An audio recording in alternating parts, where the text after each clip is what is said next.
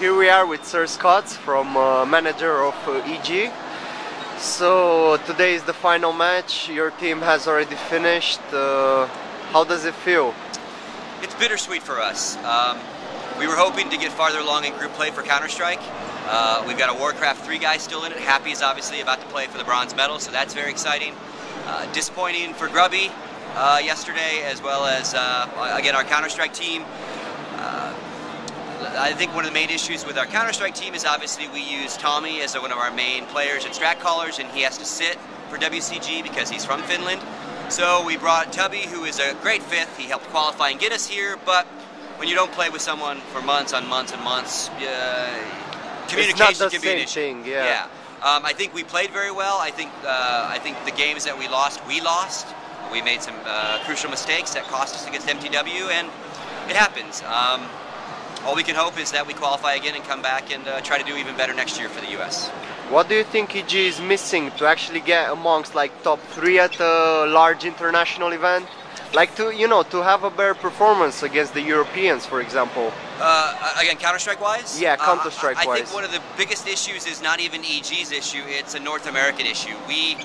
And you can ask Complexity, you can ask Turmoil, you can ask the other top teams in our country, there is not a high caliber of multiple quality teams.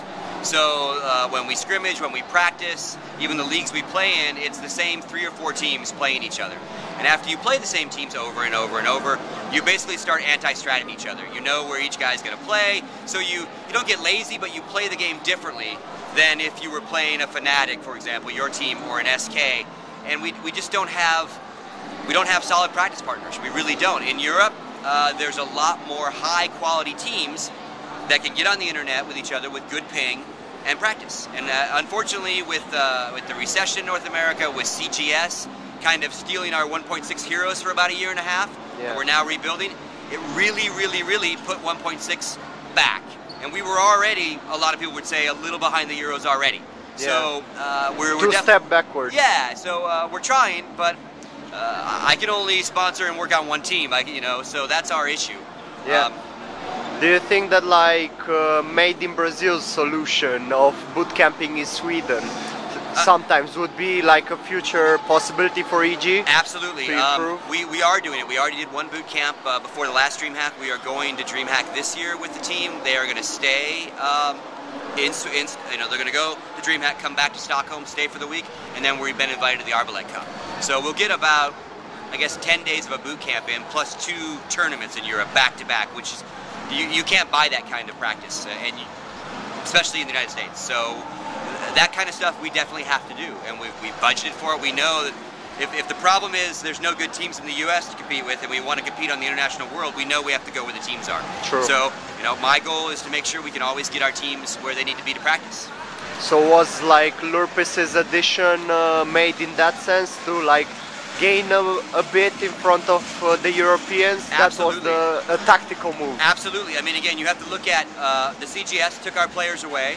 So Europe and Asia continue to evolve their game of Counter-Strike, which, as we know, it's always kind of changing. And Lurpis was definitely the guy to bring a Euro style and Euro strats and Euro mentality, if you will, to our North Americans. Yeah. All right. Well, about again getting back to the World Cyber Games performance, it's now known that Warden has retired. Was it because he was disappointed of this event? No. I think, and I'm glad you're interviewing me to clarify this. Him retiring yesterday has literally nothing to do with our performance here. It was already something that's been discussed for quite a while. Matt has come to the point in his life where he wants to change. He's played this game.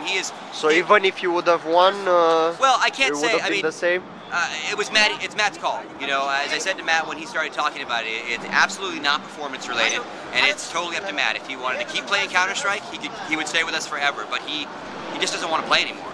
Now, I can't say what Matt would have been, but if we would have been getting gold medals today, would that have re-excited him for the game of Counter-Strike? Maybe, and maybe he wouldn't have retired. I would say doubtful. He's definitely looking to make a shift in his life. He is the longest standing active Counter-Strike player in North America. So he has been playing forever, so to speak, and it's time for a shift for him. He needs something new. Yeah, he's ready for a change. Well, do you think the fact that you might change the lineup now, does that mean that we will be able to see you actually in the top at the following two events, at DreamHack and at Arboleth? I certainly hope so. I mean, I can't disclose who we're looking at. We are looking at several top players, both you know, North American and European. We don't know exactly. European? Maybe. I don't know. It's a double-edged sword because it's going to be a new player to us. But whoever we pick is going to be a very, very solid counter striker. So the fit should be fairly quick. But going into their very first event, it's part of the reason why we're doing this. Is whoever we get, we now get 2 good events in, and we get a boot camp in to continue building the new team. How we'll do, I really don't know. Apart from like the 2 top European teams, SK and Fnatic, you're probably the one team that has a really good financial situation going through this global crisis. How have you managed to overcome this lack of funds and still be on top and have like Grubby and hold the team and get Lurpis to move over into the States? Good question. I think we've been extremely lucky and fortunate that the partners and sponsors we have are steadfastly loyal to our brand and loyal to pro gaming. We've actually grown in this recession, believe it or not, financially, in the sense of our sponsors and our assistance from them. So we look at it as a very long-term partnership. We're not looking to grab a sponsor to make some quick money and get in and get out. You know, Alex Garfield, who also obviously runs EG, has built very, very strong relationships with our sponsors, and without that, you know, we might have lost some of them. But in essence, they've all re-upped. They're all more excited about it, and we survived the recession better than we thought we would. All right. Very good. Thank you very much for this welcome. interview.